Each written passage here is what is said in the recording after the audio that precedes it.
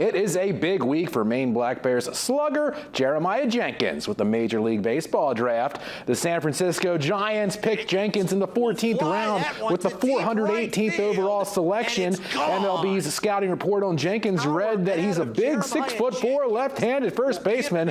As we know, Jenkins puts up the kind of numbers with good analytics underneath that teams that value college performance are bound to look at. He also has good strike zone knowledge and draws walks, helping him tap into his plus raw power. The Giants chose his former college infield teammate Quinn McDaniel in the 5th round of the 2023 draft.